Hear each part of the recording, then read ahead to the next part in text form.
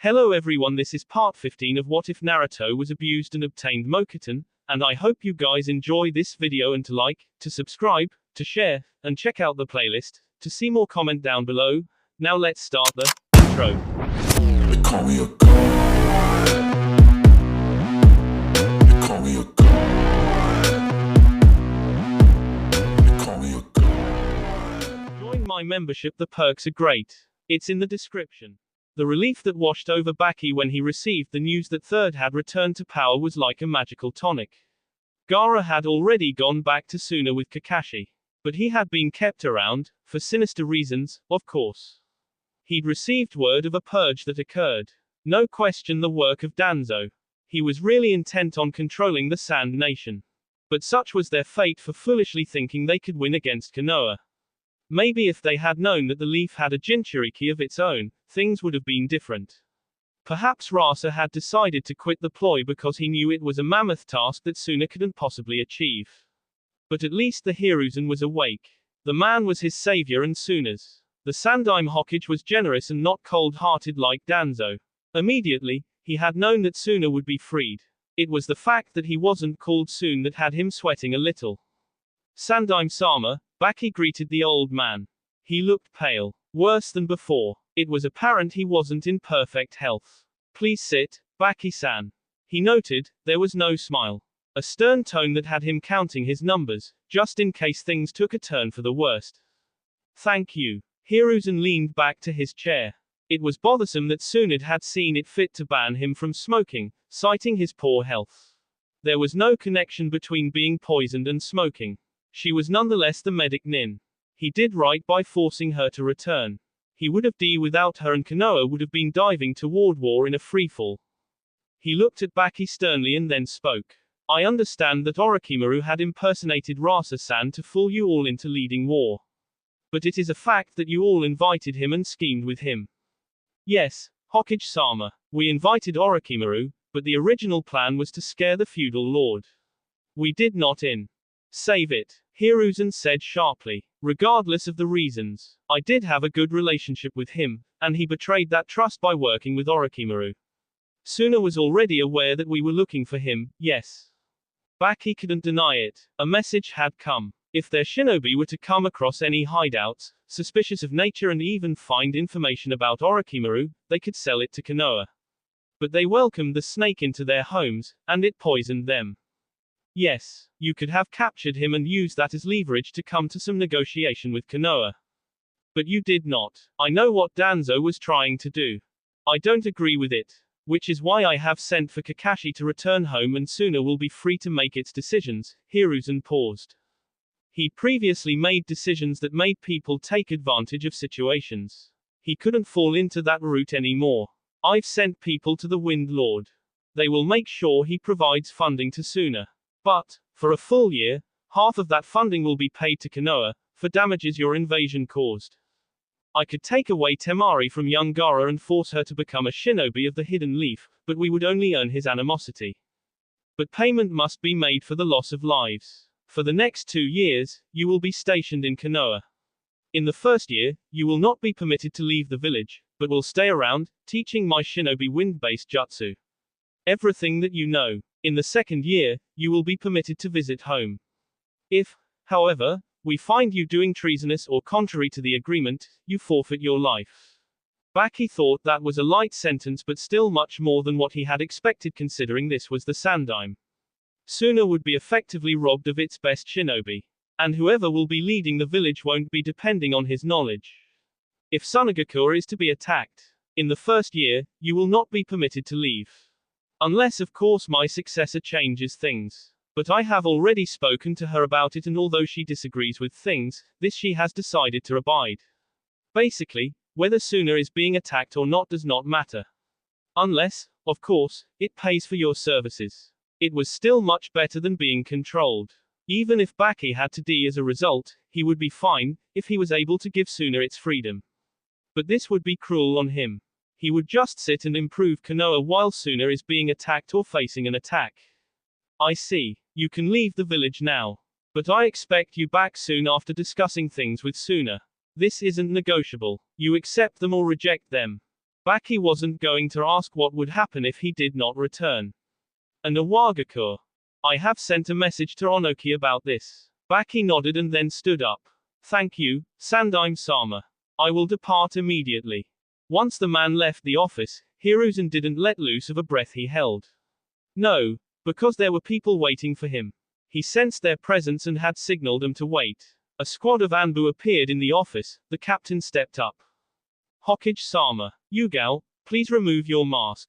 I won't be seeing much of you soon enough. He didn't have that long to live anyway. Yugao did as instructed and then dished out her report. We could not deliver the message, Hokage-sama. The feudal lord is D. What? He D of natural causes, they said. Hiruzen blinked, wondering what the hell was happening. He could name his successor, but they couldn't act until acknowledged by the village council. He didn't have such issues, neither did Tobarama. But the daimyo have become heavily involved these days. And to avoid a situation of anyone ka cage and then saying they elected him as the successor, some rules had to be changed. He could name Tsunade as his successor, and she could move into the office, but it wouldn't be official. Even Danzo could fight it because according to the letter, the man was to be acting Hokage until he woke up and a successor was appointed. Those were the terms. Waking up just meant he could select his successor and there would be no one to dispute it. But the daimyo dying delayed things. He had written, stating his intentions to name Tsunade as his successor. And calling for the man to arrive at the village as soon as possible to make it official. And then, we were informed that a representative would be sent. And according to customs, you will get to name your successor. Then why did they refuse to take the scroll? Because there was no one appropriate to read it. Yugao said. Fine. You're dismissed. Hiruzen waved his right hand and then heaved a heavy sigh. Everything was in order now. There was no one in the council who was going to reject his wishes. Tsunade would become his successor. Naruto's house. Just the person I wanted to see, Naruto said with a smile after opening to see Ino at his door. When you want to see someone, you go visit them. Why, when you can just come to my humble abode? Ino rolled her eyes. Just because you're a little famous now and the villagers know that you're the son of the Yondaime Hokage doesn't mean that you can just sit around and have people come to visit you as you're a king. News of the Sandaime's survival had already spread across to the village and there was much joy. He too found reason to be happy. He was doing his best to ignore the nagging feeling of caution that threatened him. It was because of such news that even his name resounded in the streets. The actions in Tsunade didn't hamper anything. He could have accepted it if nobody found out about his relation to Minato. He didn't want that man's shadow to keep him grounded. How did you step away from the shadow of a man who died to protect the village from the Kyuubi? You just couldn't top that. The gift of life wasn't something that came cheaply. Naruto laughed. Don't be like that, Ino. He moved closer to her and whispered to her right ear. You live in your parents' house. We can't do private things there, he said, his fingers dancing on her forearm. Private things. Ino kept a straight face. Uzumaki, last time I checked, you didn't know anything about private things. Ouch. Naruto put on a hurt look. That kinda of hurts my pride, Ino, he then smiled, moving out of the way for the girl to enter the house. Perhaps I should show you. I think we will all be happy if you could do that. You're a naughty girl, you do know that. Ino shrugged. I'm just an adult who isn't afraid to speak her mind.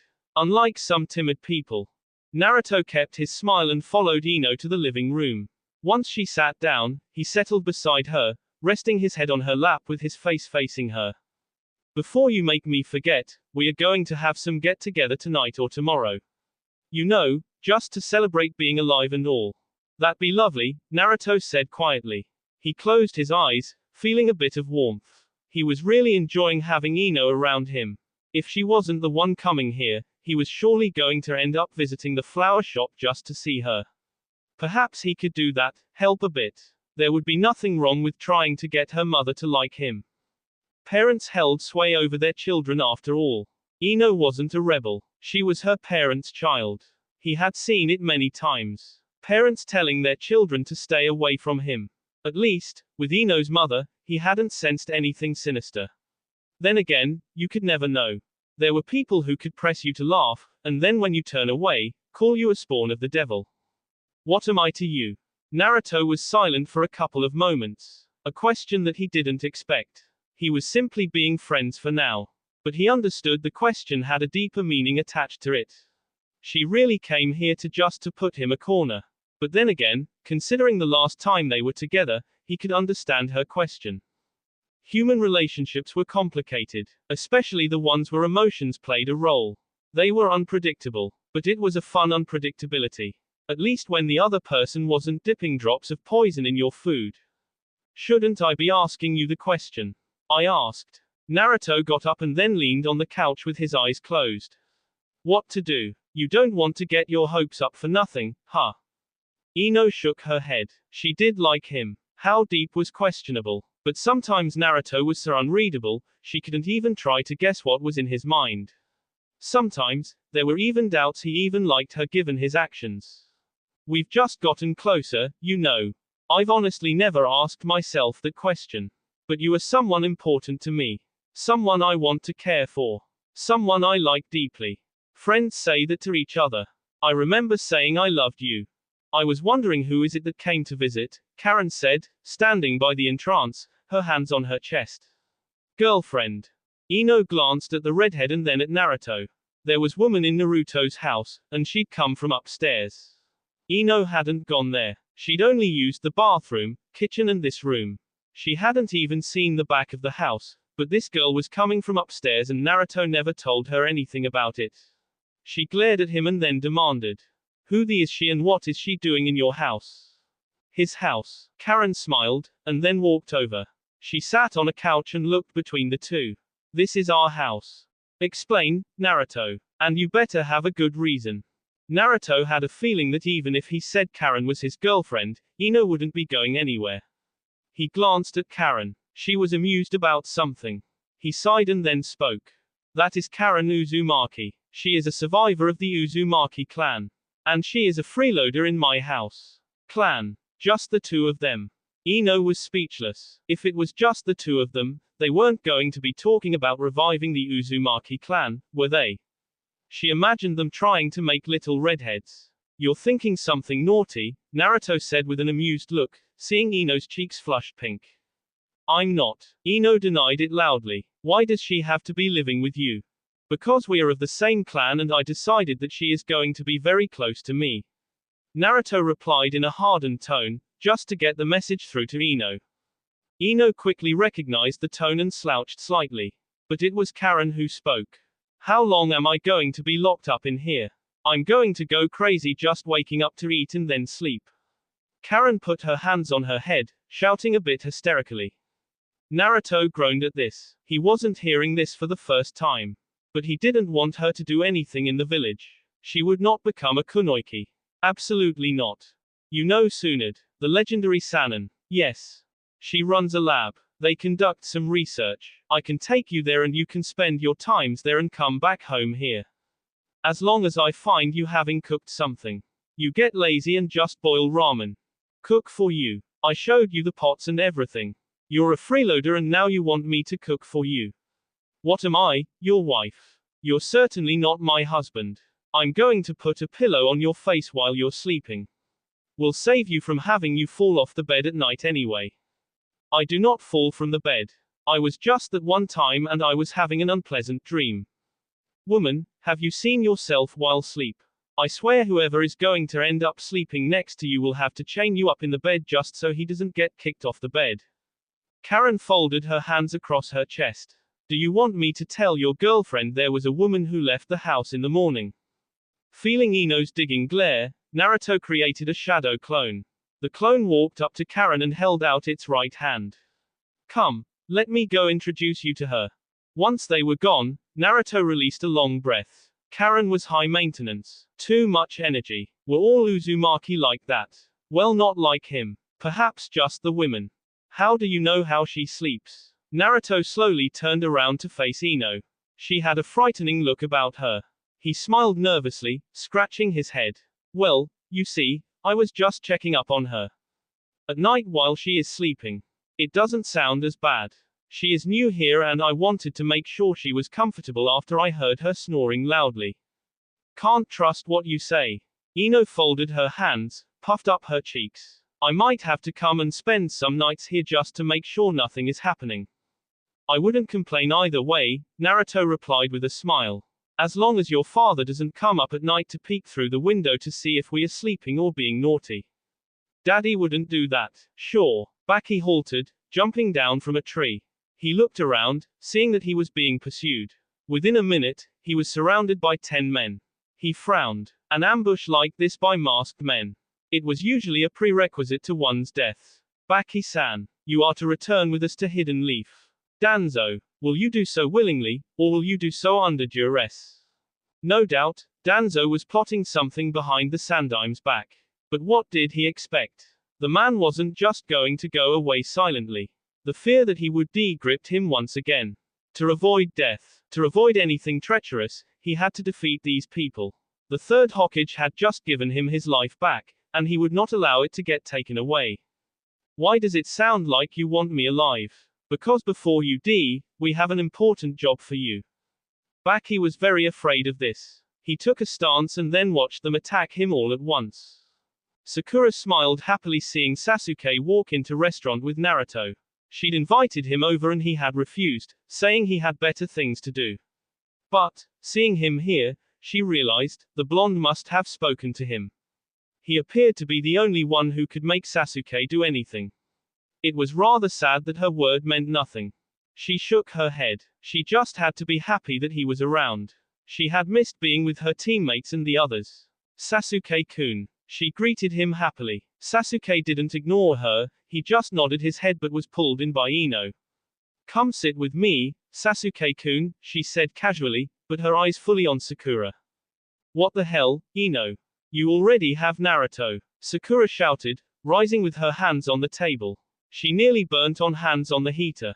Who said I can't have Sasuke? Ino asked innocently. Besides, if I had Naruto, I wouldn't be dragging Sasuke. I'll take Naruto. Sakura replied without even thinking about it. Ino stared and then burst out laughing. Oh yeah, take him. He is all yours, Sakura-chan. Seeing Sakura look at him and then frown before slumping down, defeated, Naruto took offense in that. Couldn't you have been happy, Sakura? Her heart is only for the broody bastard. She didn't even greet any of you but went for her beloved. Kiba was quick to point. This sounds like fun, Karen said to Naruto as she pushed in beside him. Kiba sandwiched her between and the blonde. Smiling, Naruto said, the night has only just begun, my dear Karen. Shikamaru, Chuji and Hinata were also present. The person who appeared to be missing was Shino. But the group that graduated together had gathered for the first time since becoming shinobi. He smiled at the Nara and then waved at Hinata. She waved back, with a brilliant smile. So, who is the redhead, Naruto? You're going to introduce us? Kiba asked with a smile, trying not to look at Karen. Naruto didn't immediately reply. It was a night of drinking with friends. He could afford this much. He didn't even drink that often anyway. So, he could be excused. He summoned 4 bottles and then put them on the table before pouring himself some. He took a sip and then smiled. A warning. Don't drink that if you can't handle alcohol. You're just a lightweight, Ino. Yeah right, she scoffed. I am human. I don't have the stomach the size of a giant toad. Something happened. Hinata asked cautiously. Shikamaru knew the story. A moment Ino wasn't most impressed with but something she held fondly because Naruto took her home even after she was out cold. But what did she expect? Naruto was a pleasant person. Maybe Kiba would have other thoughts. Yeah. Nothing happened. Ino shot Naruto a warning look. Naruto just smiled and then replied to Kiba's question. He put a hand over Karen's shoulder. This, my friends, is my dear childhood sweetheart. We were separated when I came back from my vacation. But I hunted her until I found her. Vacation. Karen laughed. He was talking about his time with Orochimaru. She removed his hand from her and then replied. He is dreaming. I don't even know him. My only sweetheart is Sasuke-kun. Not you too. Kiba groaned and then glared at Sasuke. Hell, team. What do you have that I don't? Do you really want that answer? Seeing everyone look at him, Kiba grabbed one of the bottles from Naruto and then took a couple of gulps. He felt it hit him hard. And then swore loudly. F is this? My special drink. I thought you were something with Ino with the way she talks about you, Chuji said. He paused, putting in something inside his mouth while ignoring a shove from Shikamaru and a glare from Ino. Are you not going out with her? Naruto glanced at Ino and smiled. She was his, and there was no one who was going to change that. Sasuke was not going to take her away from him. Right now, she was fooling around. Answer, could he? Apparently not. As you can see, Ino still likes Sasuke. Naruto then faced Sakura. You got yourself some stiff companion. This was stupid. Sasuke didn't know why he even bothered to come to this place. He shouldn't have agreed to Naruto's request. Even sitting at home or sleeping would have been better than this. He shot Naruto a glare and the blonde responded by smiling. Have a drink, Sasuke, and loosen up a little, Naruto said casually. Before turning to Ino, he saw her look and then sighed. Should I announce it? Well, I kid. Ino is my special friend. Girlfriend. And Karen is family. She is a member of my clan. Everybody knows you two are lovebirds, Kiba shrugged, dismissing this revelation. Your clan. Forget about clan. What do you mean everybody knows? Naruto demanded from Ino. Well, if you didn't spend a lot of time together, nobody would say anything. And Ino sings you praises everywhere she goes, Shikamaru replied in a tired tone. I don't do that. Chuji opened his mouth to say something and Ino see him off. Say something and you will regret it, she warned him. Chuji just kept on eating. People do say someone who likes you is your biggest fan. Why does it sound like you're talking to me? Sakura asked with a stare. She was envious. Ino lit up when she spoke about spending time with Naruto. He was nice. He didn't ignore her. And even now, Naruto sat on the opposite side and they openly talked about things. But she couldn't even get Sasuke to smile, much less even have dinner with her. It wasn't fair. Was there no amount of reward for the love she had? There was truly a saying, no love hurts more than unrequited love. It was the hope that piped you. As long as the person was alive, even if they told you that you discussed them, you'd still hope. Not at all, Naruto replied with a nod. And yes, Kiba, a clan. I should run a campaign to make everyone know about my great clan. Great, Kiba scoffed. I've heard about the Senju. They are extinct but never about the Uzumaki. Are you sure you didn't get hit too hard while trying to defend the hospital? Ignorance is truly a sad thing. Naruto said quietly. Team, are you saying I'm ignorant? Naruto turned to Karen. She was busy chugging down the sake from the land of toads. He was going to end up carrying her home. Maybe soon it had worked her hard and she needed to make herself loose a little. He smiled. Well, he wasn't complaining. Who wants to explain? The Shodai's wife was Uzumaki. As far the Uzumaki's connection to Konoha is concerned, the symbol you see at the back of Jonin vests and on the sides of shirts worn by Jonin is the symbol of the Uzumaki clan. That is how important they were to Konoha. Homeland invaded and the village is now in ruins, Shikamaru replied. He wondered just how Naruto felt about the fact that Izu was Konoha's ally, and even then, Konoha didn't protect it and did nothing after its destruction. As far as history was concerned, the clan was peace-loving and never took part in wars. Even going back to the warring times, there is not that history of violence with the Uzumaki. He'd asked his father about how Izu was destroyed, but he didn't get any answer he wouldn't find from a history book. It was a sign that told him he was better off not knowing. There were some colorful words after that. Sasuke was brought into conversation as well by some serious questions. Karen continued to drink, but nobody could really make out what she was saying whenever asked. Everything was going smoothly until Kiba asked, how does it feel like being the guy who transformed into the Kyuubi and then forced a great nation to surrender? He went straight into the subject of the Kyuubi. By now, everybody knew that he was a Jinchuriki. Perhaps they just chose not to talk about it until he brought it up. Given how almost everyone looked at Kiba, it was like an agreement had been formed. We are never giving you a drink, Ino said with a stare. But he can't be worse than Lee. What did Lee do? Trashed a restaurant. The guy was practicing a drunken kind of taijutsu style. Ino shook her head and then looked at Naruto. Given his strength, it's unsurprising, Naruto said before adopting a thoughtful look. To answer your question, Kiba, I feel nothing. But I must admit, after transforming and looking down at those people, I felt like a god. Demon, Kiba mumbled. ARH. He cried after Sakura stomped on his foot. What the hell, Sakura? But Naruto just laughed. He isn't exactly wrong. And I'm sure Kiba is just looking at it in this way. Would those people in Suna think, oh, that's a god? No. Watching things get destroyed, they thought, demon. Kiba stared at Sakura. Apologize to me. What the hell do you think about me? Sakura refused to apologize. And as Kiba drank a bit more, Hinata apologized for him and dragged him away. Shikamaru and Chuji followed. Naruto stifled a yawn and then shook Karen.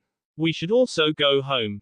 What about her? Sasuke asked of Ino. I'll carry her. Help carry Karen for me, will you? No chance. Use a clone to carry her. Cold-hearted bastard. Naruto shot and then smiled at Sakura. She hadn't touched alcohol but just decided to drink juice instead. You're going to be a fine woman one day, Sakura. Not like these disappointing drunks. Maybe one day, you'll find someone who loves you just as you love them. Naruto wasn't going to give her hope on Sasuke. He didn't even know where things stood with the girl. Sakura smiled sadly. Thank you, Naruto, she said. Naruto nodded and then created a clone. It would have to send Ino back home while he carried Karen. Sasuke most likely wanted to speak to him. So, they could walk. If Ino found out it was a clone, she was going to be pissed off. She wasn't D after all. Just silent, wide awake and apparently listening. Sakura said her goodbyes and was leaving but Naruto stopped her. He was familiar with the home alone walk. He shouldn't, but he felt sorry for the girl. They walked her to her home, while he carried Karen. She said her thanks again, with a bright smile. That was awfully kind of you, Sasuke said. Naruto looked up. Sasuke, even you recognize what kindness means. He smiled. Yes, I was being kind. Cruelty pays nothing. I've already told you, I don't want to be miserable. Grudges just make you bitter. Besides, what did we lose? I lost my time coming here. You should understand things, Sasuke. If you want to live the life of a loner, go become an Anbu. If you're going to become a clan head, you'll need to know the value of friends. There is such a thing as clan politics. Shikamaru, the Nara clan. And soon, he will probably replace his father as a Jonin commander. Ino will be doing her thing in intelligence, taking after her father. Sakura becomes the greatest medic and most powerful kunoichi. If you want to rise to higher positions, you become friends with such people. Thinking ahead, it was so like Naruto these days. He was always thinking ahead. With Itachi still alive, Sasuke couldn't really think ahead. You already have a picture of Konoha's future. But that can change if Danzo returns to power. Not happening. Naruto said in a hardened tone. I heard he didn't even put up a fight when the Sandaime returned. That made me realize Danzo may have just been using the old man to calm things but would still return. Because a successor still needs to be selected. And with what he knew, sitting still would have been a mistake. He couldn't just act as if he didn't know anything. What do you mean by using the Sandaime? Danzo doesn't want to go to war with a Wagakur. He really doesn't want it. If the Sandaime returns to power, he calms things, and the plan we have originally cooked up becomes even more effective under the circumstances. What plan? Konoha would tell Iwa it was backing down if things become heated. But it would control Suna from the shadows. The Tsuchikage knows the old man. So naturally, he will have his suspicions, but he'll look at whatever punishment the old man dishes out and then say, maybe things are in order. But really, even with the punishments, Danzo will continue to control Suna. Yes, Naruto nodded. But none of that will happen. I have made arrangements to ensure it does not happen. Therefore, I can think about the future. Are you going to use her? Sasuke asked, glancing at Karen. I like Ino. And I'm not going to use someone. I didn't bring Karen here to pop up redheads. She can make her own choices. If she doesn't want to be involved with me, that is her choice.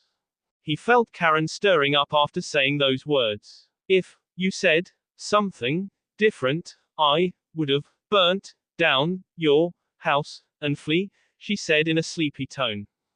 Damn it, woman. If you're awake, just say so. She didn't reply. Naruto sighed. It's easier to manage things with friends. You saw it with Suna. He glanced at Sasuke. Don't you wish to become Hokage, Sasuke? This is your village. Uchiha founded it with Senju. And Uchiha named it. But no Uchiha has ever been Hokage. It is because they've always been fearful of us. It is some people. But you're loved. Even if you're a broody bastard who doesn't display humanity, you are loved. If you became Hokage, nobody would complain. And you? Naruto shrugged. I just want to live my life. But to say I have no other dream would be a lie. I wanted to become Hokage before, but that was simply to become acknowledged. I realized it back then that you become acknowledged then become Hokage. For me, it had looked like an impossible task. But it can happen now. I just don't think too highly of that position. You make too many sacrifices. I don't think I would make a sacrifice for Konoha. I don't love it that much. Everything that begins must end. That was the absolute rule of this world. Nothing was forever. Even intangible memories became lost. Some, just simply corrupted. But nothing remained constant. Even his long, tremulous life was coming towards its end. And Hiruzen had many regrets than he would have liked. At least, he would die on his own terms and would have done something significant for the Hidden Leaf. For the shadow of Danzo loomed large. Hiruzen had what he needed to have the man for acts of treason. But he doubted it would be so simple. Not in his weak state and when Danzo had been poisoning his shinobi while he fought with the labors of Orochimaru. He glanced up, seeing the person he wanted to see, Naruto. The blonde had an expressionless mask on his face. Not often did they speak as much as he would have liked to. Hiruzen believed there was still much he could pass on to the blonde. Yet, it was about time. What more could he do now in his current state? Once Naruto sat down in front of his desk, Hiruzen started speaking in a serious tone. I wish I had called you for good news, the third started.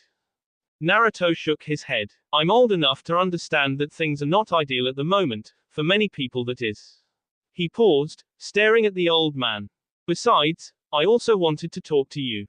About. He hoped Naruto wasn't going to tell him he was leaving Konoha. 2 issues. The Akatsuki and Danzo. I need to become stronger to protect myself against the organization. Aren't you already? Not quite enough. There is much that I cannot do. I want to leave Konoha and go into hiding to train. Sasuke will most likely follow. At least, it wasn't the self-exile he'd feared. But this was not the ideal time for anyone to go into hiding. Not when their enemies were watching. It wasn't like things with Iwagakure had cooled down. And the Raikage was threatening to bring his nose into things. But Hiruzen couldn't stop Naruto. No, he didn't think he had that option. Whether anyone liked it or not, Naruto was going to depart. What of Danzo? I suppose you called me here because of him. I have been a little busy watching. You must know, he kidnapped Baki. What? Hiruzen was surprised. But should he really be surprised? I think he plans to use the man to attack you. He can get close to you. And if he understands your current situation, he doesn't need to succeed, just make you think. Hiruzen shook his head. This was his failure. I've permitted him to do as he pleases for long enough, he said sternly. He'd given Jiraiya the order to have Danzo but because the feudal lord was now involved, he had to wait for him. It was a disturbing turn of events. But once the Fire Lord stepped on, his actions were limited, lest he became rebellious. At which case, Konohagakure would suffer the consequences of his actions. He wanted to free Konoha, not burden it to its knees. The problem with that was that the feudal lord who made that arrangement was D. And Hiruzen feared things would only become complicated. The hyenas left in the Fire Council were merciless political brutes. He has done many things in the past that I've overlooked. Even attempting to kill me, Hiruzen smiled at this. How he allowed this puzzled him. Even his sensei would be baffled. But such were his decisions. And he plans to do so again. I've already announced Tsunade as my successor. But the feudal lord can still reject your wishes. Political might can triumph your will. Naruto paused, wondering if he should tell the Sandaime what he knows. Danzo has Shisui's eye. I think he has been using it and plans to use it. The genjutsu it casts is subtle enough not to be detected. Hiruzen didn't seem surprised by this news. In fact, he just blinked and then released a long and tired breath. So, Baki will be controlled by it. He said calmly. I won't ask how you know but what you plan to do. You must have already known that there is news that the feudal lord is D. Yes, I received that message after I sent my Anbu a message to him. Well, that report is false. He isn't D. Danzo was manipulating him. He or a representative will be coming to Konoha for the election of the new Hokage. I plan to expose him in front of everyone. To watch him feel the whole of Konoha turn on him, call on his E. The professor leaned back on his chair. So, Naruto was playing in the Fire Temple. A clone most likely was doing everything while he kept appearances here at Konoha. Unlike most people, Naruto had the chakra reserves to make a lasting Kage Bunshin. And he had informed the blonde that this would be solved by the adults. It seemed that Naruto had everything covered. And his words explained why Danzo has been silent. He knew he had the support of the feudal lord. It seems there is no need for me to say anything. But can you get it done? Yes, even Itachi going mad can be blamed on him. For his hatred of the Uchiha and lust for power. The third understood that it was not just about removing Danzo from the picture but to completely dismantle him. To crush a man's hopes, After all, he was still to be E. Hiruzen had evidence to present to the feudal lord. The problem was on whether the man was being manipulated or not. It seemed that Naruto had a plan for that as well. Which made him curious. No, there were many curious things. He already knew Naruto had contact with Itachi, but now it seemed that there was more that the blonde knew. And it could only be from the Uchiha. I called you because I know my time is soon coming. But I'm glad that you are making this effort, Naruto. It gives me peace to know that even if I die, Konoha will be well taken off. The third dying. Naruto never gave this much thought. He didn't want to think about it. Not that much. Simply because he didn't know how to process it. He became subdued. His expression displaying a range of emotions. I wanted to let you know that things will be well. What I didn't know was Danzo's ability to control other people, the old man said sadly. Nothing short of a public campaign would have brought him down if I didn't know this. Corrupt people have become leaders. Some continue to be leaders, simply because the political powers support them. Power is everything, but Danzo will not successfully use his power to gain Konoha. You have thought things through. I have. Do you have any desire to be Hokage? Naruto shook his head. No, I do not want to be a leader. It is too much responsibility. I want my freedom. To enjoy my life. I still cannot really express myself because I'm constrained, he said in a sad tone. I see. But what constrains you? Scars of the past and fear.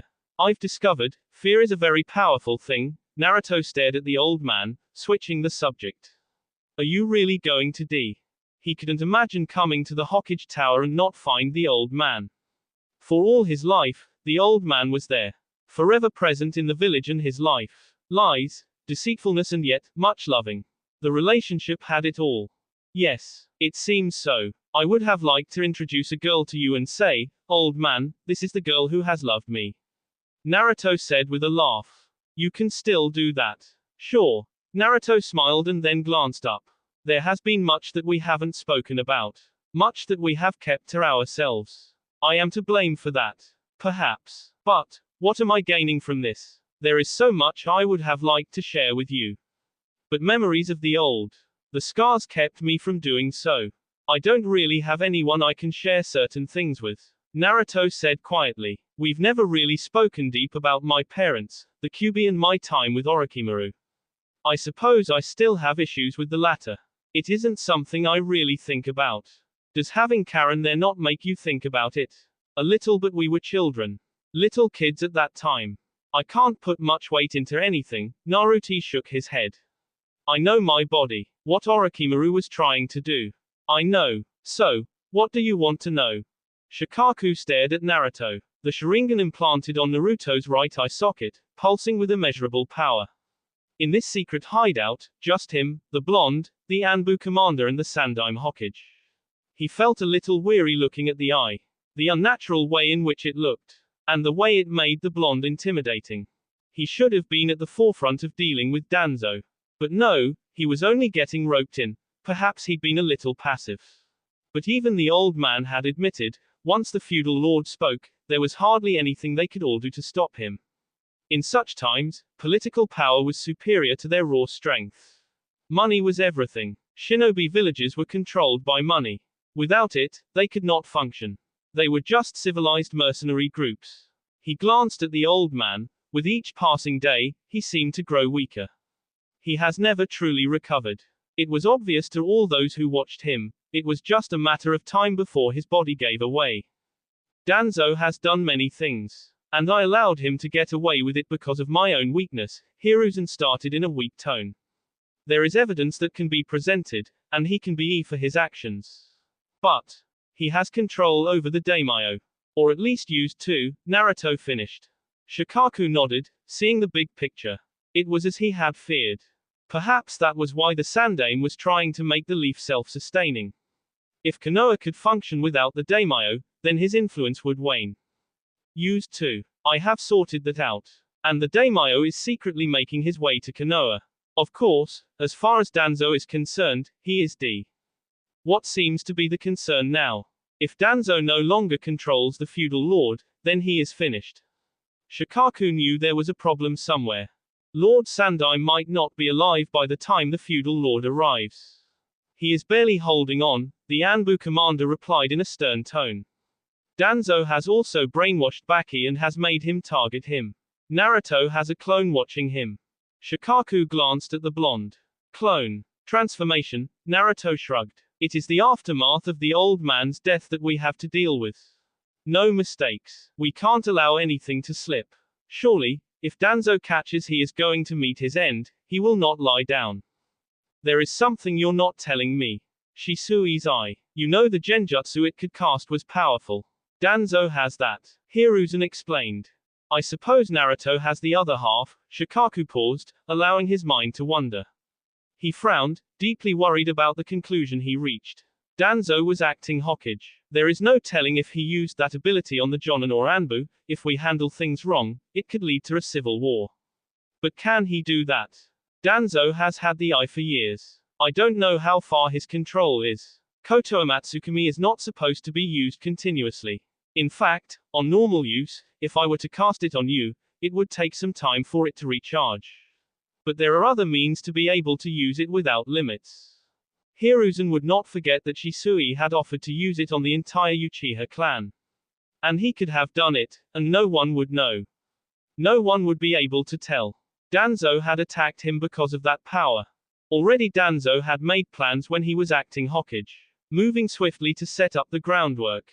It did seem that he wanted to return to power. Then there was no way he didn't make use of his means to ensure no one denied him of his right to rule Konoha. We are not going to handle things privately, which is what will make things tricky. Things will be handled publicly. And if it is out in the open, and Danzo has those kinds of plans, there will be Shikaku side. That is the concern. Yes, I can think of something, the Nara said confidently. Ino's expression softened, her mind racing. With the Sandaime back in the office, she thought he would be happy with life. Relieved he would no longer be used as a weapon. Something wrong. Naruto slowly climbed on Ino's bed. He rested on his back and stared into the dark ceiling. This is a foreign territory for me. I've not had the experience with relationships. In fact, with most people, it was usually studying them. Throwing stones at them to see how they would react. But this has been different. Maybe that is why I have been hesitant to express myself. Maybe because I have to trust you, he shook his head. No, it is because I trust you that much that I am afraid of you. Ino didn't have a response. She just stared at him and let him continue speaking. But, I know I must let loose a little. To live means doing that much. I must. I have to grow. Naruto shifted his head. To face Ino with a warm smile. The girl who loved him. The girl who accepted him. He was glad. He was happy. Without you, my life would be sad. No different from Sasuke. Ino rolled her eyes. Can you stop talking about your girlfriend for a moment? Naruto lifted his left hand and searched for Ino's. Once he found it, he held it gently and then spoke. I love you. Ino became silent. This was the first time he was saying those words to her with such raw emotion. Her emotions told her he was being honest. Her heart raced, excitement building within her. But it was short. Why had Naruto looked so down when he came here? This was not a prelude to something bad, was it? As if he could read her thoughts, Naruto spoke again. I had a conversation with the Sandaime. It made me realize that we are not eternal. And there is also something I want to ask of you. He closed his eyes, taking a short breath. Besides, I really didn't want to sleep alone tonight. What did you want to ask? Ino asked carefully. I have to leave Konoha for a year or two. With the Akatsuki hunting for Jinchuriki, I will be next. I need to go and train to be strong enough to protect myself. But I don't want to leave without you. A day later, bad news traveled quickly. The news of the Sandaim's passing had spread around the village like a wildfire. For a moment, the village came to a standstill. You realized just how much he was valued in this nation. The streets were mourning. Generations have been around with the old man as Hokage. He'd fought wars for the leaf, given the leaf the Sannin. And now, he had gone to rest with other Kage. Yet, for Naruto, it was a loss he never thought he would experience. Even when the old man had been lying in coma, he'd rejected that he might die. It was painful. He didn't want to confront the emotions that came. The pain of loss. A new emotion. Different kind emotion. To have lost a grandfather. Lies, yes, but B was a grandfather. The person who showed him what it meant to be cared for, to be loved. And he was gone. A part of him gone. A part of Konoha's history gone. And there was no Orochimaru to brutalize for this. It was the Sannin's fault after all. Naruto strolled through the streets, hands inside his pockets, ignoring everyone who tried to talk to him. He'd been called into the Sarutobi compound by an Anbu. He saw Asuma and Tsunade. And then, the frail corpse of Hiruzen. He hadn't said a word, but stood still, remained around for a while before strolling out silently. Tsunade had said some words but he hadn't heard her. Perhaps it was because of the nagging voice of the Bayu within him. Once getting into his house, he went to the back. It was great Karen was in those dark places laboring for Tsunade. He just wanted to sit alone and drink with no one disturbing. He grabbed his bottles, and leaned against the wall, bare feet touching the sand. He was on his second when Anko showed up. She didn't say anything but just sat beside him, grabbed the bottle and took a huge gulp. She glanced at him and then stared at the empty field ahead. When Orochimaru fled from Konoha, there was some negative thought toward me because I'd been his student. I was just a child when he took me in, Anko said in a thoughtful tone. I didn't have friends, but the old man helped me a lot. He was always helpful. Naruto glanced at Anko and then where his eyes had been. Now I feel uncomfortable. I'm not used to hearing you talk like that, he said in a quiet tone. It was really unlike her. When had he even seen her looking sad? She had her moments, but Anko was well, Anko. He smiled thinking about her personality. And I've never seen you looking like a zombie. You missed one of my great moments in Orochimaru's hideouts. There were days I was lifeless, you'd think I was D. What was he doing to you? He was just a sadistic bastard. You show him mental strength to deny him and he decides to have fun by trying to break it down. He once got me a prison mate. Then K him. And then had me practice jutsu on other people, Naruto replied, deep in thought. Those were the mental scars he would forever live with. That does sound like him, Anko answered, eyeing Naruto carefully. You okay? Yeah, I will be. You came to see me. I was just passing by, she said. Heard from someone say a D-man was walking along the streets. I came to check if this was true. Naruto smiled but did not laugh. May have overdone it a little, he said. To everyone, he was something, huh? He said in response to Anko's earlier statement. You'd be surprised if you think you were the only one and thought you were special, the snake mistress said. Yeah, Naruto nodded. You okay? Yeah, Anko nodded. I was prepared. Knew this was coming. Everyone who knew him well knew it was coming. Except if you were having denial issues, she glanced at him. You were not seeing him, were you? Naruto shook his head. I was told he didn't have long. We all know we will die one day, but nobody has a date. However, when circumstances come, it is like you've been given a death sentence and a day free. You would have done yourself a favor if you'd gone. She stood up, and then put a hand on his shoulder. She then picked one bottle. I'm taking this with me. You must pay for it. Anko leaned in and then captured his lips. An experienced woman. The delicate of her touches. Purposefulness. Hunger. Desire. Lust. She pulled away and then grinned. Paid in full. Naruto just smiled and then watched her leave. After a couple of moments, he stood up, but staggered a bit, nearly falling. That was a first. He knew his limit, so he never drank past it. Was it the whirlwind of emotions? He shook his head and then walked into the house, shutting the door behind him. He put a hand on the door, and it glowed slightly. Nobody could get in now.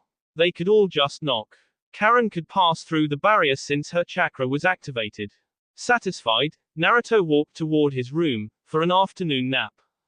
Ino smiled seeing Naruto stir slightly. She'd been watching him sleep for the past hour or less. He reeked of alcohol, but she hadn't minded it. His silent snores, the peaceful expression he had on his face had been pleasant to watch. She'd been afraid he would be tormented in his sleep. After all, she'd heard he was walking in the streets with a dark cloud over his head. But she was glad he was able to sleep. She hadn't known he was that close to the Sandaime Hokage. When his eyes snapped open, she put a hand on his wild hair. Ino. He looked a little surprised. Not that I'm unhappy to see, but how did you get in here? He was a shinobi and this woman had sneaked into his bed without him noting it. Had he been that out of it? No. The reason for the barrier was because there could never be an intruder. Even if someone managed to slip through the barrier, it would wake him up. So, in this house, he could afford to drop all his guards and just be free. Your nasty wife let me in. Nasty wife. Redhead. Naruto blinked. She meant Karen. He turned to the side and then faced the ceiling. This was the first time Ino was in this place. He felt weird yet a little bit of a rebel. Perhaps it was the many emotions that ran rampant within him. He turned around and stared into her eyes. She was here. About the Sandaime. To comfort him. Yet, there was still the question that was never answered. Naruto wasn't going to demand nothing of her. I'm sorry. Ino uttered sadly. Naruto looked defeated. She just felt sorry for him. She wasn't used to seeing him so down. Naruto shook his head. His right-left hand moved toward her cheek. He caressed it for a moment and then smiled. I'm happy you are here, he said in a whisper. To this, she pulled him closer to her. His face in between her bust. She didn't mind. They were dating.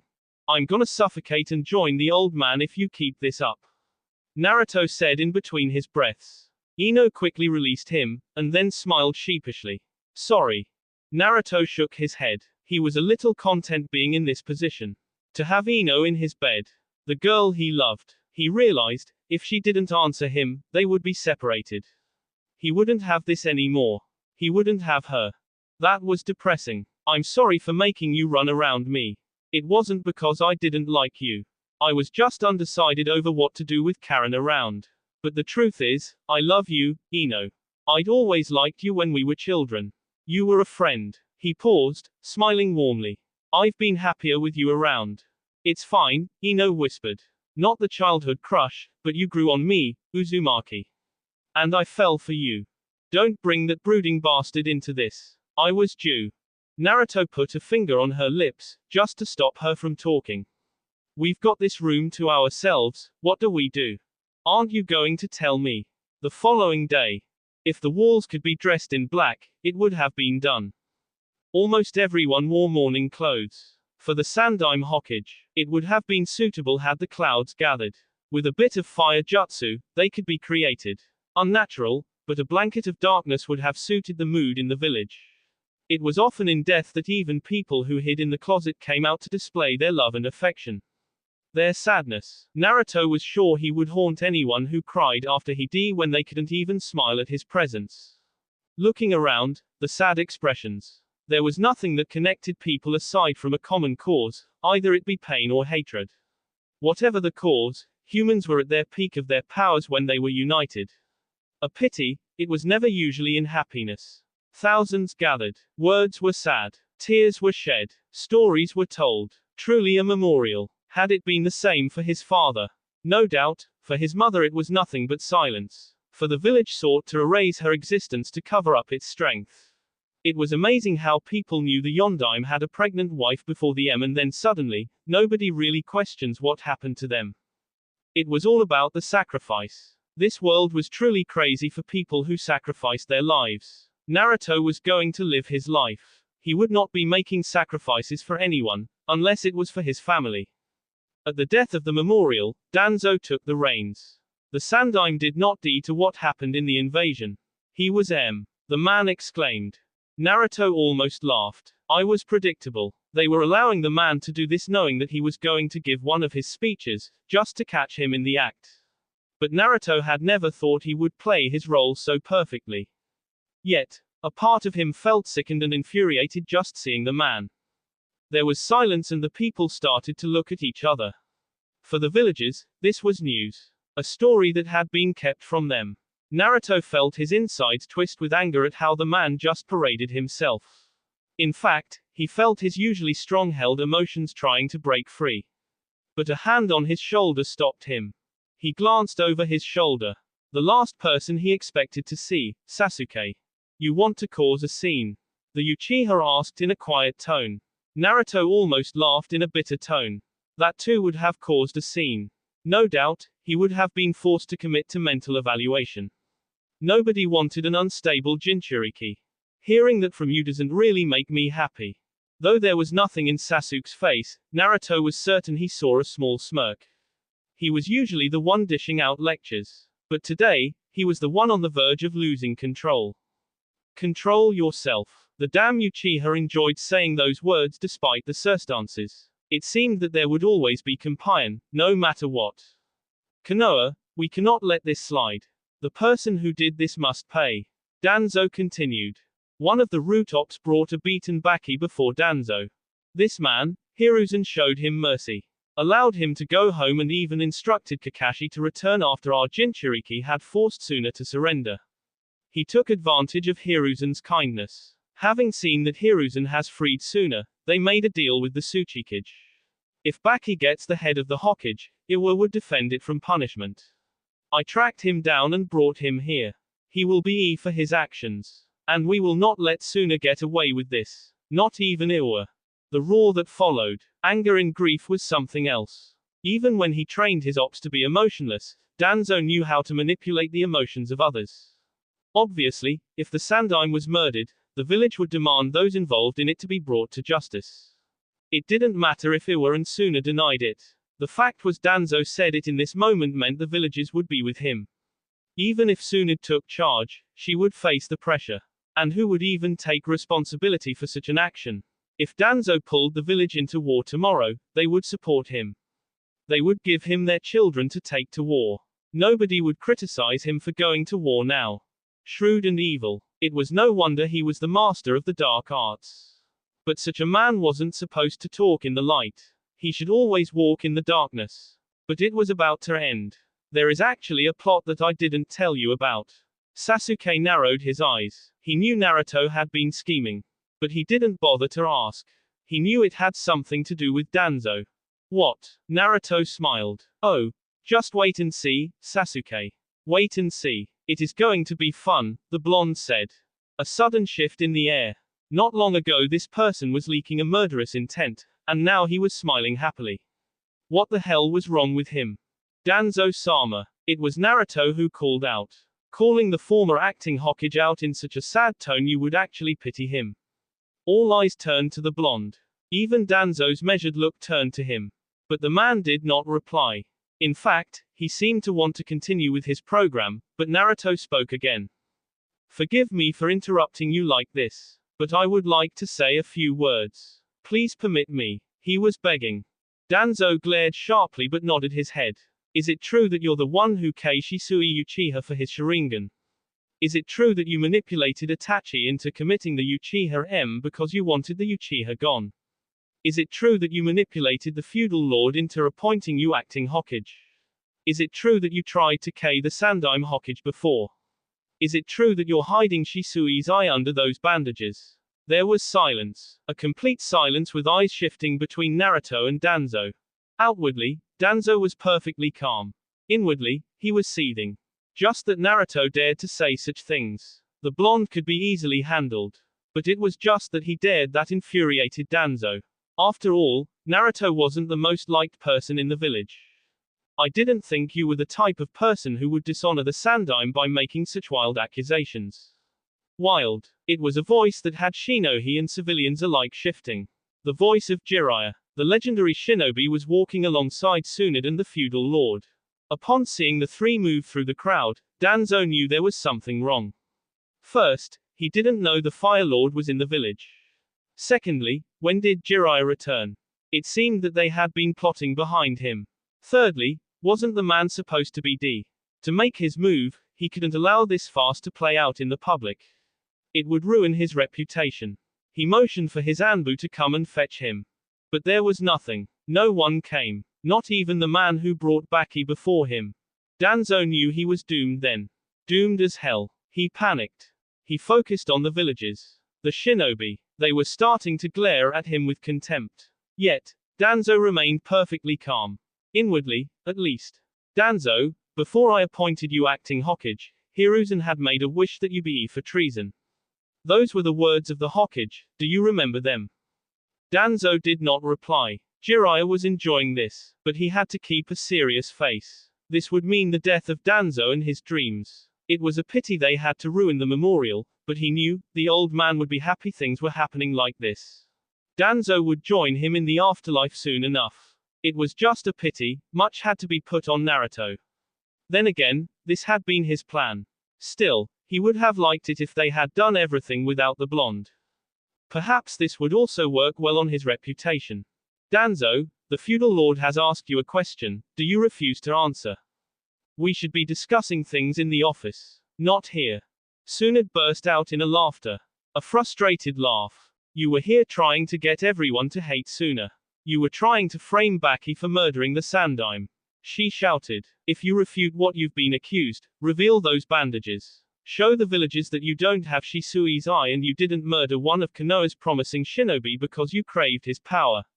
Show us that you are being falsely accused, Danzo.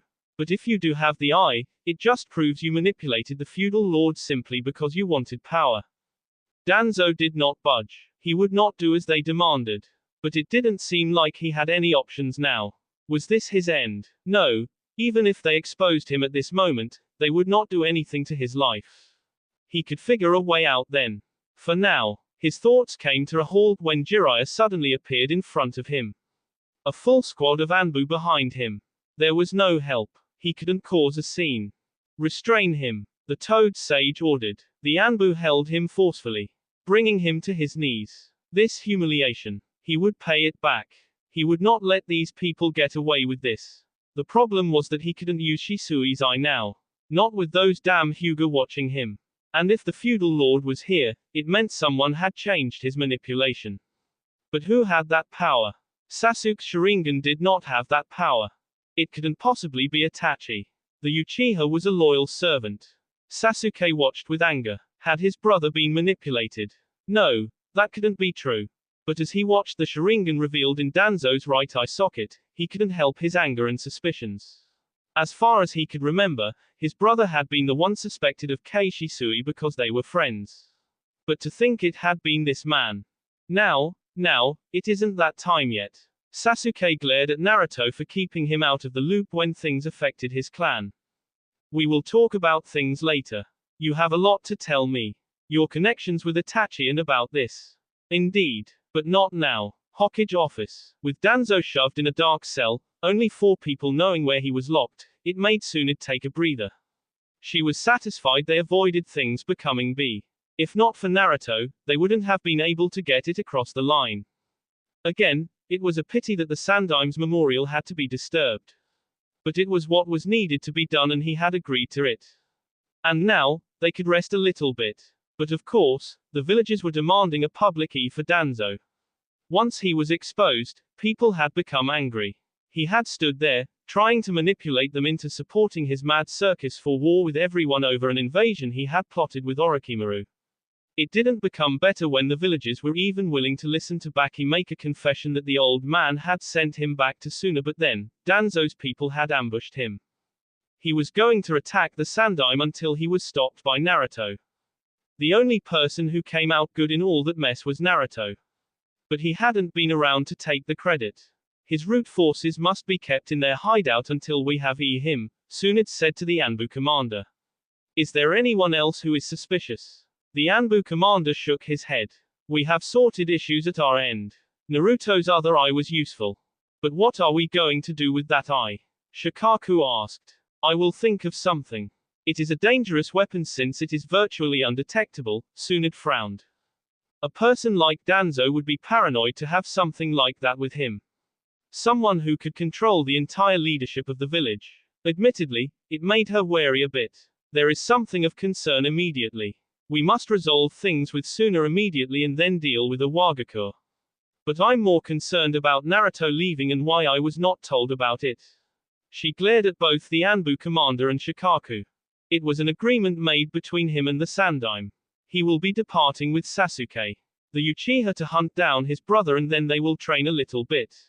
Naruto expressed concern for the Akatsuki and wants to be prepared. But this is a difficult time for Konoha. We don't know how Iwa is going to take things. We could go to war. I'm told that is not happening. The feudal lord has said he will put pressure on his counterpart to smooth things, the Anbu commander replied. Either way, those two will be available if anything breaks out. Later that night, it was just after 11 p.m. when a familiar presence came into his house. A clone of Itachi in his house. He took him down to his bunker and then stared at the elder Uchiha. You have a good timing. I have been keeping an eye on things, Itachi replied. I was concerned when I heard that Danzo had walked into the office of the Hokage. He is fine working in the darkness, but as Hokage, he is a man with corrupted principles. You would know better than anyone, Naruto said. Itachi, how do you decide between the things you love? You cannot pick two, but can only pick one. I loved my clan, but I also loved Konoha.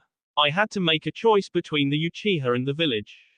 I chose the village because ultimately, I lived as Itachi of the Hidden Leaf, and still am. I did what I wanted to do to avoid an even greater loss.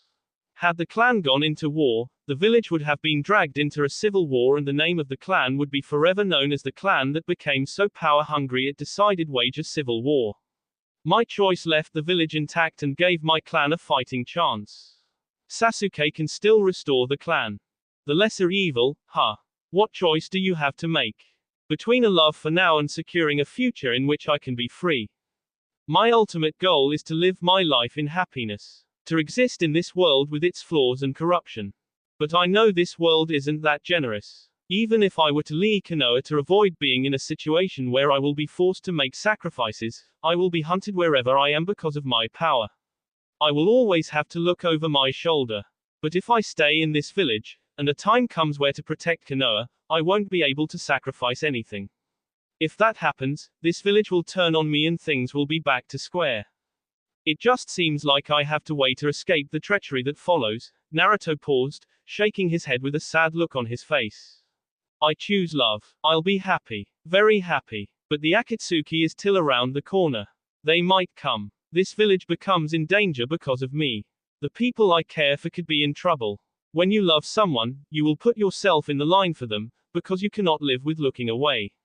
I'm still young. Many years ahead of me to make mistakes and then still be able to cover them. That is the only thing that works out for me now.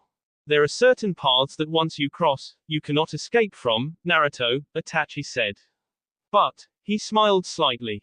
I trust that when it comes to it, you will make a choice that is for me best. We hope so, Naruto said in a thought tone. Have you come for Sasuke? The Akatsuki has attacked Kumogakure. The 2 tails was taken and there are orders to go after the 3 tails. After then, Kisame and I have orders to go after Iwa's Jinchuriki. They are moving quickly now. If I do not face Sasuke now, it may become too late. Come to the Uzumaki Mask Temple with him. Isn't it closer to Konoha? You can make a barrier to make sure that the chakra doesn't come here. Naruto nodded his head. Fine. I will be there. He paused, staring. And I hope you don't suddenly change and then say you want his eyes instead. Itachi smiled at this. You make jokes. Love them. If you were friendly with your brother, you would find out that I make fun of him all the time. He tilted his head to the side.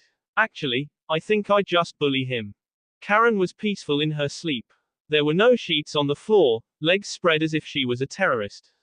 If only she could be this quiet during day, then everyone would have some peace. He hoped he wasn't making a problem by waking her up. Either way, this was a problem he had to deal with, considering the circumstances. Moving closer to the bed, Karen's eyes flashed open. What the hell are you going in my room? Naruto smiled, folding his hands across his chest. I came to collect the rent. You've been living under my room for free. I've decided you must pay rent. Don't worry, you don't even have to wake up. Karen glared at him and then flipped to the side, staring at the ceiling. Late night like this. Perhaps she was used to Orochimaru's hideouts where there were all kinds of animals who'd wander into places they weren't supposed to wander. Although she slept, movement easily woke her up. Then again, with his chakra glowing up like the sun, Naruto was hard to ignore. She turned to the side, and stared at him. You look rather beautiful without glasses. But I still prefer you with them. Flattery. You have a girlfriend, and you're disturbing my sleep. I'm going to sneak out of the village for a little while. Depending on Sasuke's mood, we might have to leave Konoha now. I planned on staying a little while longer, but I doubt Sasuke's mood will permit it. Now, in a couple of hours. Before morning. When I come back, Sasuke will need some medical attention. So, he will be in your care. Then we'll do something else and then depart the village. Pack everything valuable that you need. Something dangerous was going to happen. He'd already told her that they might end up leaving Konoha. But it was nothing permanent. And she'd been adjusting to this village. She frowned. Did he have to go with her? What was he even plotting? No, if it was something good, she would be staying behind. And he wouldn't be sneaking in the night like this. I really don't want to know what you're going to do, she said, still staring. Do you have to? Yes. Karen nodded and then smiled. Well, at least Sasuke will be around. We are going with him, yes. Just go shag the Uchiha already. Maybe I will. Karen shrugged. You're going to leave your girlfriend behind. You know, she is going to cry if you just leave like this and might not even forgive you. Naruto smiled bitterly at this. He hoped that things wouldn't turn out like that. I'm going to leave a clone to tell her goodbye. I owe her that much. She has been a delight to my life. If I just leave without a word, it would be cruel. A pity, Karen said. Must I get anything for you? Naruto shook his head. I'm already prepared. I just need to take a couple of scrolls. And that will be it. He then turned away. Transformation jutsu was quite something else. For him, even better since it wasn't a genjutsu but a real transformation. He could take any shape or form. To get out of the house, he turned into a bird that couldn't fly. He just sneaked through the shadows. But as he did so, he realized, there really wasn't much he needed to be afraid of. Sasuke had gone back to the Uchiha compound and he immediately went into the main house. The poor bastard wasn't even sleeping. But just sitting, staring at a portrait of his parents. Naruto transformed into his real form and then stared at the portraits. To think that Sasuke would just be sitting here, staring at people. He didn't even know what the Uchiha did when he was home. He shook his head. This was sad, truly sad. Now, this is disturbing. If you had a girlfriend, or had just taken Sakura, you been staring at her instead of this. Sasuke glanced at Naruto and then back at the portraits. I have flashes of that night. I think I first activated it then. The Uchiha said emotionlessly. My mother was a kind-hearted woman. Although my father was a little indifferent at times, my mother always took care of me. But Itachi was the best. His face twisted. It is why I cannot forgive him. It seemed that you had some family, Sasuke. But I don't wish I was in your position. To have everything taken away from you by the man you admired the most has to be the most infuriating thing. Sasuke nodded. I admired him. Wanted to be better than him. My father even only started paying attention to me when Itachi started to change. He once even told me to stay away from him. I couldn't understand it then. But now I do. Itachi had focused most on the village than the clan. He joined Anbu after all. Fugaku would have wanted to have his family with him. He would have wanted his heir to take clan seriously and think clan before village. It was sad that the man had hoped by taking his young son to the battlefield, he would make him a better shinobi who understands the shinobi world. But all that it did was turn Itachi into a pacifist. Your mother and my mother knew each other. Unsurprising, really. I wonder how things would have been had they survived. Naruto shook his head. Your vengeance awaits. Come. Itachi is waiting for us. Sasuke's Mangekyo Sharingan came to life as he rose. Where is he? And after I kill him, you will explain to me exactly what your relationship is with him. I haven't been asking because I don't want to end up thinking you're scheming with my enemy. That is just scary, Sasuke. The masked temple was without any mask. Naruto had removed all the masks from the temple. It was the property of his clan and now they lay deep within his house. At the center of the place, Itachi was there, sitting in a meditative position, his eyes closed. Hello, Sasuke-kun. Itachi, you finally decided to stop running away from me. But tonight, I will kill you. I will avenge our parents. And if you fail, I will be taking your eyes. You have nurtured them nicely. Lightning burst, and Sasuke lunged at Itachi. He drove his sword toward the Uchiha's temple, but Itachi burst into a murder of crows. You still attack recklessly like a child. At this level, can you really avenge the Uchiha clan? Sasuke's Susanoo bust to life in its incomplete form. Itachi matched this. Sasuke would have to pay for destroying the temple. This, Naruto thought, seeing the temple exploded when a gigantic Susanoo burst through it. Itachi's Crimson Susanoo also followed. It was just a summer S of monsters. Without a barrier, Konoha Anbu would have been traveling to this place already. He did hope none of the attacks reached it because it wasn't that kind of barrier to withstand attacks. A good ending would be if they both die. Naruto heard the Kyuubi said. He was silent, wondering if he should reply to the beast. He already knew it didn't like the Sharingan. It hated those eyes and seemed to know more than it was willing to let on. Has being controlled by the Sharingan left you so hollow? Then again, Shukaku would probably laugh at you if he see you being controlled by those cursed eyes. Which is why it will be good if they both die. Not happening, Naruto said. But don't worry, no one is going to manipulate you. But I still want to who manipulated you on the night I was born. Something that wasn't supposed to happen happened that night. What will you do once you know? As Sasuke gets his revenge, I must also kill the person responsible for my misery. The Beiyu laughed. The only person responsible for your misery is your father. He is the one who decided to seal me into you. You saw your mother's chakra chains. She was capable of holding me to one place. But your father decided to be smart. He caused your pain. Was he being baited or tormented by the Beiyu? Naruto wondered why it decided to keep to itself over the things it knew when they would be helping both of them. Lack of trust, perhaps. Yes, the Beiyu didn't trust him. He was exactly like the rest of the humans it hated with every inch of its chakra. This was a beast that proudly told him it was hatred when its hatred nearly let him let lose control. I suppose he is partly to blame. And you for them. You say that, but I don't sense any hatred from you. Not even to the one you say you want to kill. You don't hate him. How do you hate someone you don't even know? There were many events that occurred that night. And I was not there. I didn't see anything. I just lived the aftermath. But it was all caused by one person. Then it is indeed true, someone was manipulating you that night. Was it really the Uchiha clan? The Kyuubi was silent. Your mother was giving birth at a secret location. The Uchiha didn't know. But a masked bastard is the one who extracted me from your mother and then used those damn eyes to control.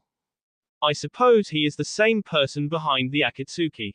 If we come across him, I'll give you all my chakra just to make sure you kill him. You hate him that much. Not as much as I hate Madara. Where does the Yondaime rank? No, the Shodai Hokage. He is the one who started this. Him and Madara I would love to kill. But they are D. They both said some things that I will never forget. You're going to tell me. Silence greeted him. Well, this was nice. We should do it again. Maybe next time, you'll give me your complete top 10 of most hated. Naruto turned around, and quickly folded his hands just across his face to block an incoming right-footed high kick from Sasuke. The Uchiha wasn't done, he drove his sword forward, stabbing toward his chest. Naruto was forced to his use left hand to take the hit. He didn't even wince when the sword pierced through his wrist. He just shifted his arm away from his body and then stared at Sasuke.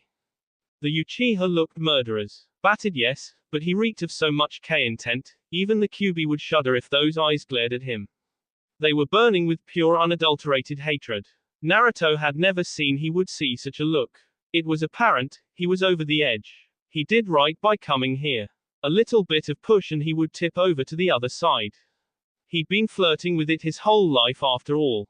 Now he understood why Itachi worried that Sasuke would turn on Konoha. But damn Itachi. He was leaving him with a mess to clean up. He probably battled Sasuke until the end, and when he saw it, he decided to show Sasuke the truth. He wouldn't have done it at the beginning because he too wanted to be punished for what he did. But he most likely told Sasuke he would love him no matter what happened. Naruto's eyes sharpened dangerously, his chakra leaking dangerously. You're attacking me, Sasuke. You knew. Sasuke shouted furiously. You knew about it and yet you never said anything. You allowed me to take orders from that man when you knew. He ordered for my clan to be wiped and was going to do it to Suna as well. Ordering an Uchiha once again. Naruto tilted his head. Obviously, Sasuke wasn't in his right mind now. It wasn't time for jokes, he knew. He had to be brutal here. And so what if I knew?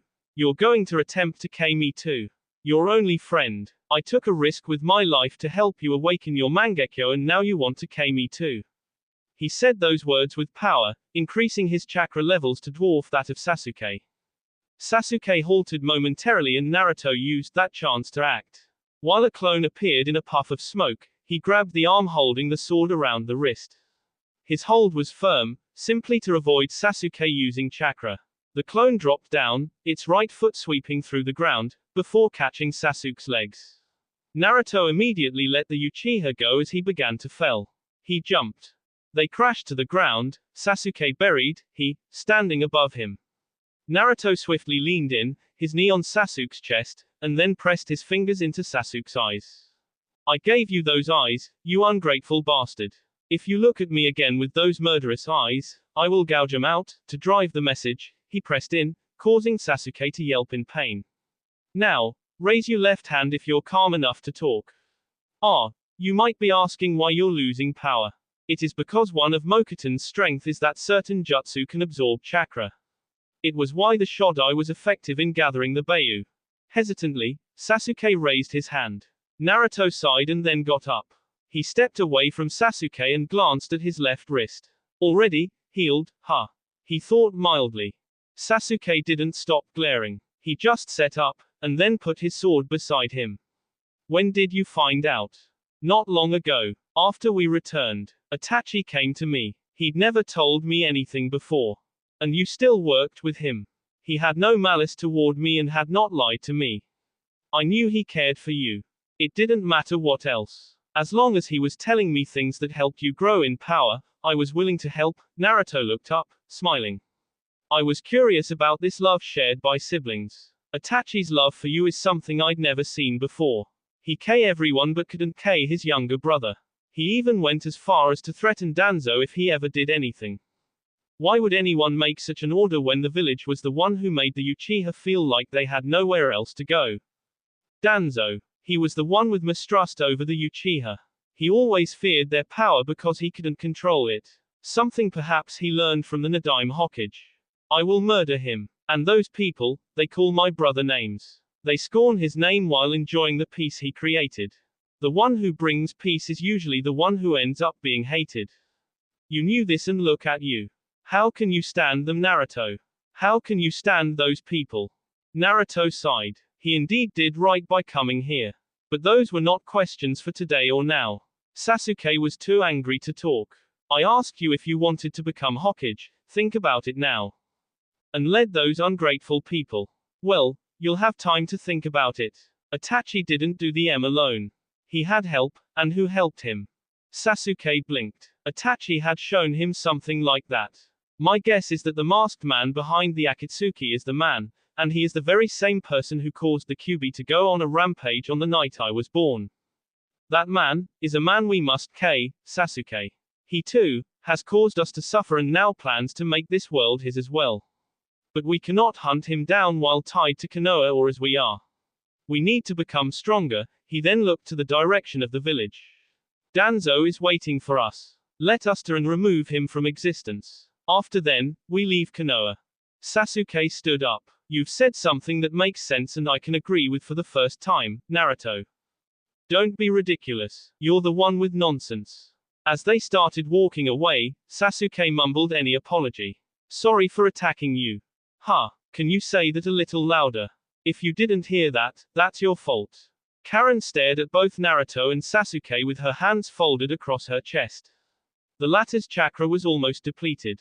And if she wasn't mistaken, they still had something to do after this. He looked depleted, but he wasn't that he needed her help. He could just take a chakra pill if whatever they needed to require more chakra. Are you ready? Naruto asked her. Yes, she said. You don't look ready. There is something we must do, Naruto said, dropping Itachi's corpse to the floor. Take the eyes from this corpse and put them in Sasuke. Then have him bite you to make him heal so he can use his eyes immediately. Why you ordering me like this? Karen. Naruto stared. We don't have much time. You owe me, she said to Naruto. She then walked over to the kitchen and took some tools. When she came back, she ordered Sasuke lie down. Naruto then walked over and spoke. Allow me to compel you to sleep. I want to feel everything. Crazy bastard. Naruto replied. He didn't make a sound when Karen surgically removed the eyes. He didn't make a sound when his eyelids closed to the empty eye sockets. He just waited until she forced them open. He felt when she inserted Itachi's eyes, his power.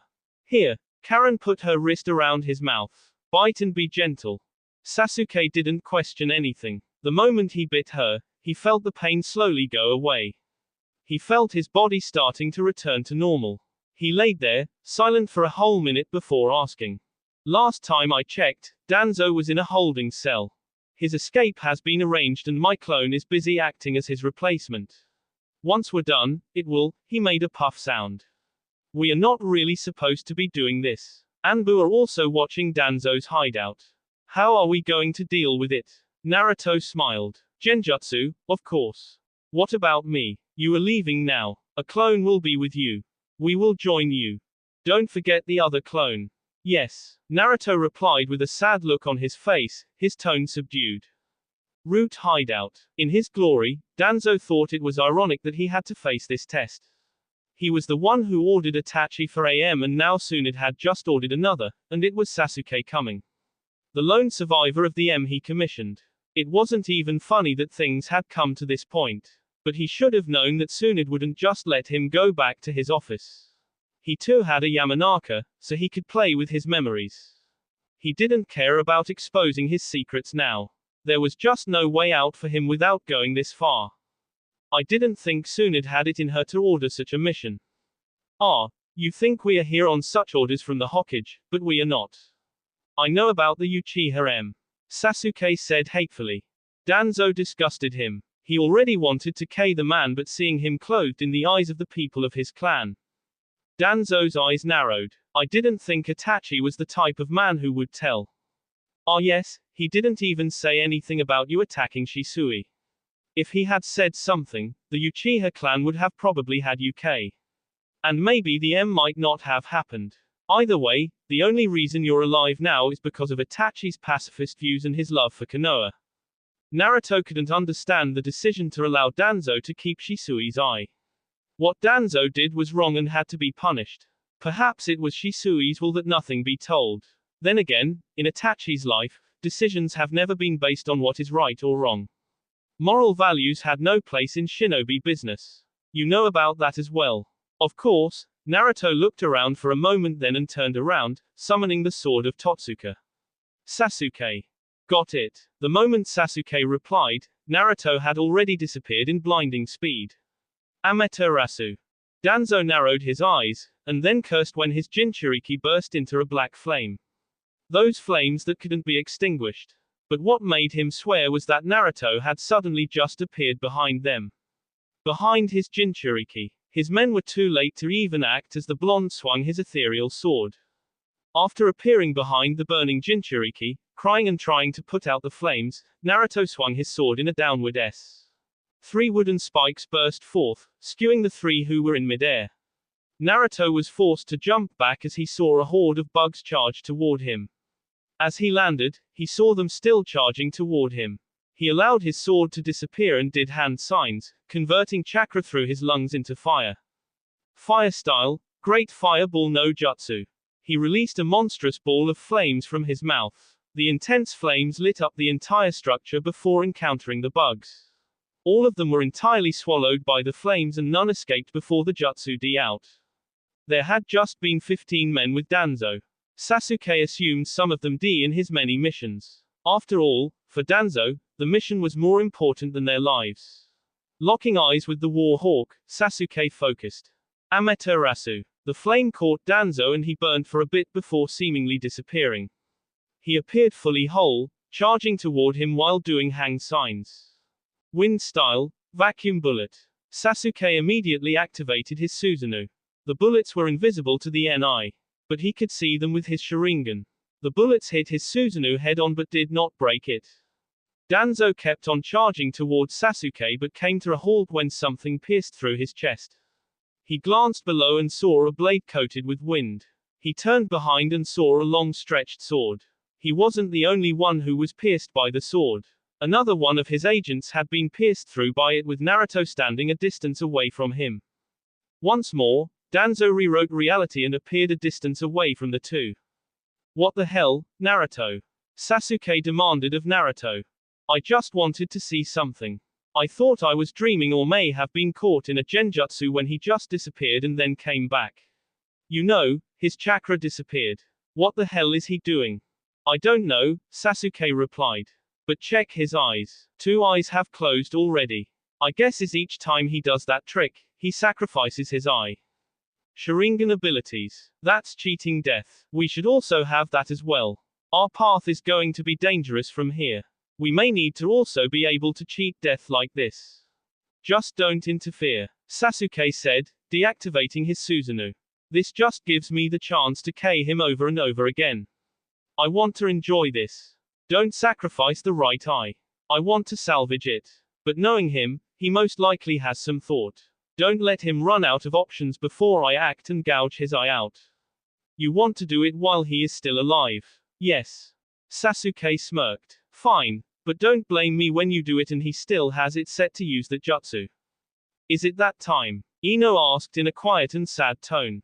That Naruto was leaving, and he had asked her to leave with her was something they only spoke about once. They've been ignoring the subject in the past couple of days. Naruto didn't press and she liked to pretend that it never happened. Is this goodbye? That was, if she was not leaving with him. Yes. Since you never answered me, I imagined you didn't want to leave Konoha behind, even if it was for a while. I can understand. You have a family here and friends. I was asking you to leave that behind, for me. A little selfish, he said with a laugh. I was actually just going to leave without saying anything. Can I answer you no? I have had the time to think and talk about it with my parents.